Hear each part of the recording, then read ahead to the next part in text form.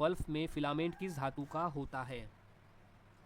तो इसका सही जवाब हो जाएगा टंगस्टन धातु से बना होता है। बल्ब में जो फिलामेंट है वो टंगस्टन धातु का बना होता है।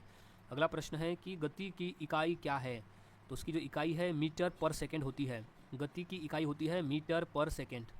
अगला प्रश्न है कि शक्ति का सूत्र क्या है? तो उसका सूत्र होता है कार्य बाय समय, यानी कार्य बाय समय यानी वर्क, W/T इसका होता है सूत्र। अगला प्रश्न है कि तरंग की गति का फॉर्मूला है आवृत्ति इंटू तरंग दैर्घ्य। तरंग की गति आवृत्ति इंटू तरंग दैर्घ्य। अगला प्रश्न है विद्युत बल का नियम किसने दिया? तो वो कूलम्ब ने दिया था। विद्युत बल का जो नियम है वो कूलम्ब ने दिया था। अगला प्रश्न है कि ऊर्जा संरक्षण का सिद्धांत क्या कहलाता है? तो कहलाता है ऊर्जा नष्ट नहीं होती केवल रूप बदलती है। ऊर्जा नष्ट नहीं होती केवल रूप बदलती है, ऊर्जा संरक्षण का यह सिद्धांत है। अगला प्रश्न है कि बल को मापने का यंत्र कौन सा है? तो वो है स्प्रिंग बैलेंस। बल को मापने का यंत्र है स्प्रिंग बैलेंस। अगला प्रश्न है कि द्रव में दबाव किस दिशा में कार्य करता है? तो वो सभी दिशाओं में कार्य करता है। द्रव में जो दबाव है वो सभी दिशाओं में कार्य करता है। अगला प्रश्न है किसी वस्तु की स्थिति में परिवर्तन को क्या कहते हैं?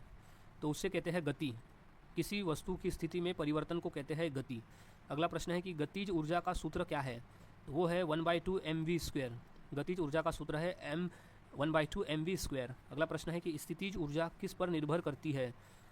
तो वो ऊंचाई और द्रव्यमान पर निर्भर करती है। स्थितिज ऊर्जा जो है वो ऊंचाई और द्रव्यमान पर निर्भर करती है। अगला प्रश्न है कि पेंडुलम की आवर्त अवधि किस पर निर्भर करती है? तो उसकी लंबाई पर निर्भर करती है। पेंडुलम की जो आवर्त अवधि है उसकी लंबाई पर निर्भर करती है। अगला प्रश्न है कि किसे सार्वत्रिक गुरुत्वाकर्षण का नियम कहा जाता है? तो वो न्यूटन के नियम को कहा जाता है सार्वत्रिक गुरुत्वाकर्षण का नियम। अगला प्रश्न है कि शून्य घर्षण होने पर वस्तु क्या होगी? तो वो गति करती रहेगी। शून्य घर्षण पर जो वस्तु है वो गति करती रहेगी। अगला प्रश्न है कि किसी वस्तु का द्रव्यमान किससे नहीं बदलता? तो वो जो गुरुत्वाकर्षण से नहीं बदलता। किसी वस्तु का जो द्रव्यमान है वो गुरुत्वाकर्षण से नहीं बदलता है। अगला प्रश्न है कि जब कोई वस्तु पृथ्वी की ओर गिरती है तो क्या होता है? तो उसकी स्थितिज ऊर्जा घटती है, गतिज ऊर्जा बढ़ती है और कुल ऊर्जा स्थिर रहती है। तो ऑप्शन नंबर जो डी है सभी सही है, यानी ऑप्शन ए बी सी सभी इसका सही जवाब हो जाएगा।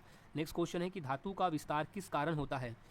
तो ताप बढ़ने से, तापमान बढ़ने से धातु का विस्तार होता है। अगला प्रश्न है कि विद्युत धारा उत्पन्न होती है कैसे?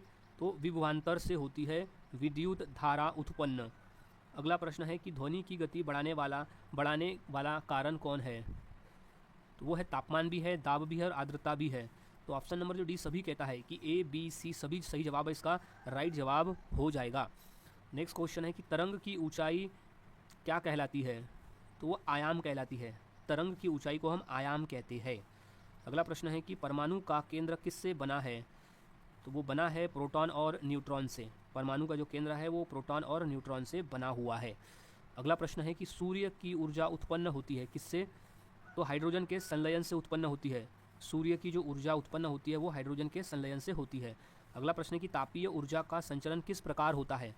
तो होता है चालन, संवहन और विकिरण से। चालन, संवहन और विकिरण से होता है तापीय ऊर्जा का संचरण। अगला प्रश्न है कि ठोस से गैस में परिवर्तन क्या कहलाता है? तो उसे कहते हैं ऊर्ध्वपातन। ऊर्ध्वपातन यानी होता है सब्लिमेशन। तो ठोस से गैस में परिवर्तन, जैसे कैम्फर, कपूर एक एग्जाम्पल है ऊर्ध्वपातन का, जिसका परिवर्तन ठोस से गैस में होता है। अगला प्रश्न है प्रतिध्वनि सुनने के लिए न्यूनतम दूरी कितनी होनी चाहिए? तो वो 17.2 मीटर, 17.2 मीटर होनी चाहिए प्रतिध्वनि सुनने के लिए न्यूनतम दूरी।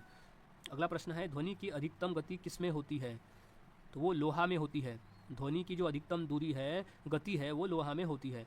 अगला प्रश्न है ध्वनि किससे उत्पन्न होती है? तो वो कंपन से उत्पन्न होती है। ध्वनि जो है वो कंपन से उत्पन्न होती है।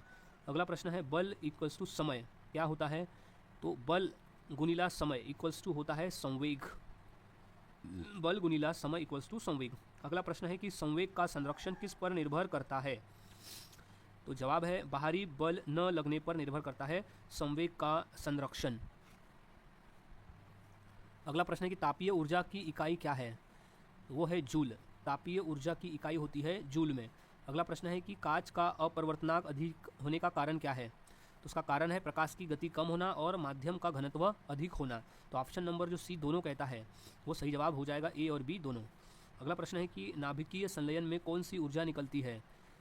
तो ऊर्जा निकलती है उष्मा ऊर्जा, प्रकाश ऊर्जा और नाभिकीय ऊर्जा, ये तीनों निकलती है। तो ऑप्शन नंबर जो डी कहता है सभी, इसका राइट जवाब हो जाएगा। अब नेक्स्ट क्वेश्चन है कि बिजली का बल्ब सबसे पहले किसने बनाया?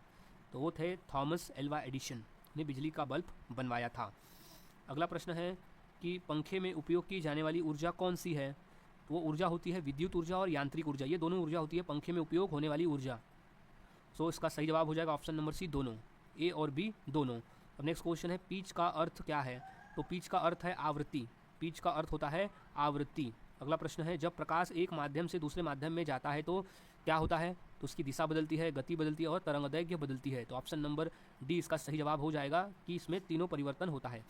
अगला प्रश्न है कि बल्ब में फिलामेंट के रूप में टंगस्टन का उपयोग क्यों होता है? क्योंकि जो इसका गलनांक है वो अधिक होता है, इसका जो गलनांक है वो अधिक होता है, इसलिए बल्ब के फिलामेंट में टंगस्टन धातु का प्रयोग हम करते हैं। नेक्स्ट प्रश्न है परमाणु बम किस सिद्धांत पर आधारित है? तो वो है नाभिकीय संलयन पर आधारित, नहीं, नाभिकीय विखंडन पर आधारित है। परमाणु बम का जो सिद्धांत है वो नाभिकीय विखंडन पर आधारित है। नेक्स्ट क्वेश्चन है हाइड्रोलिक प्रेस किस सिद्धांत पर आधारित है? तो वो पास्कल के सिद्धांत पर आधारित है। हाइड्रोलिक प्रेस जो है वो पास्कल के सिद्धांत पर आधारित है। अगला प्रश्न है दाब का सूत्र क्या है? तो दाब का सूत्र होता है बल बाय क्षेत्रफल, यानी बल बाय क्षेत्रफल होता है दाब का सूत्र, यानी न्यूटन, इसका फॉर्मूला हो जाएगा न्यूटन पर mm²। नेक्स्ट क्वेश्चन पानी में बर्फ क्यों तैरती है?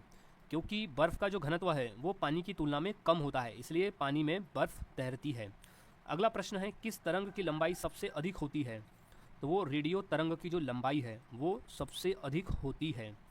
अगला प्रश्न चुंबकीय ध्रुवों को अलग किया जा सकता है या नहीं?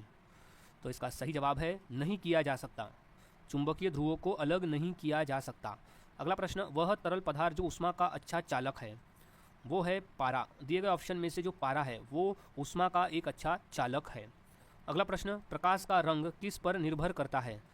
तो वो है तरंगदैर्घ्य पर और आवृत्ति पर, तरंगदैर्घ्य और आवृत्ति दोनों पर निर्भर करता है प्रकाश का रंग।